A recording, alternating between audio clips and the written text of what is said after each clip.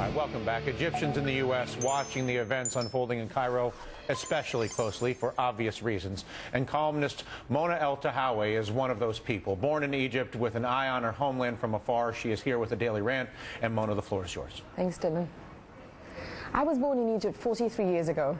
The uprising in my country is the most exciting thing that has happened in my life. Young dissidents issued a call via Facebook and other social media for mass protests on January the 25th against police brutality, corruption and repression. And Egyptians from all walks of life answered, pouring into cities across Egypt with one clear message. It was time for Hosni Mubarak to step down. After 30 years of ruling Egypt, security forces cracked down using water cannons, rubber bullets, tear gas and, in some cities, live ammunition. At least 97 people have died since the uprising began. Watching the uprising from New York City exhilarates me and makes me so proud to be an Egyptian. I cry when I see video footage of Tahrir Square in downtown Cairo, filled with thousands upon thousands chanting, "The people want to topple the president."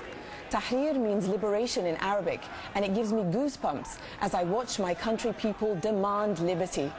The armed forces moved in after the security crackdown failed, but the protesters remain unvowed.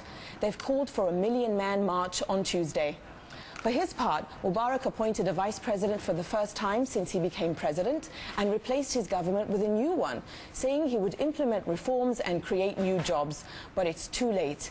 Ever since a 29-day uprising in Tunisia toppled that country's dictator of 23 years, imaginations across the Arab region have been on fire.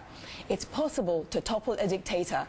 Every Arab leader watched the Tunisian revolution in fear, but every Arab citizen watched it in hope and in solidarity, and you can be sure that they're captivated by what's happening in Egypt, long considered the leader of the region. Think of Hosni Mubarak as our Berlin Wall. Once the wall fell in 1989, we saw a wave of revolutions and freedom movements across Eastern Europe.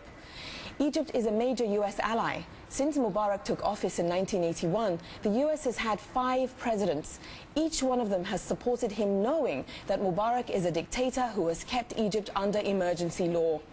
The West has supported Mubarak for stability. Such stability must never come at the cost of freedom and dignity. That's why Egyptians are rising up. They want freedom and dignity. Some wonder who should take over. Egypt is a country of 80 million people. We can come up with alternatives.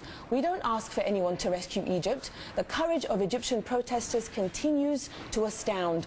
All we ask for is moral support. We want the world to be on the right side of history. We want the world to be on the side of the future, and that future is on the streets of Egypt. Long live the revolution. Can the U.S. be on the right side with this, considering its history? It can, if it now recognizes that it's over, this equation that puts stability on one side and freedom and dignity on the other. The implications for other dictatorships, not just in the Middle East. I think they're all watching, knowing that what's happened in the Arab world is this door of fear has been kicked down, and people now are realizing we can do it. So I think every dictator in the Arab world, across the world actually, is in fear.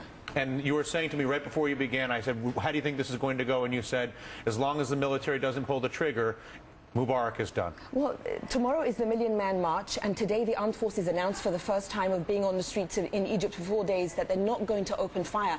That's what we were hoping for. That's what we were waiting for, and I pray that remains the case. The regime has shut down the internet totally and is shutting down cell phone connections, but the revolution continues.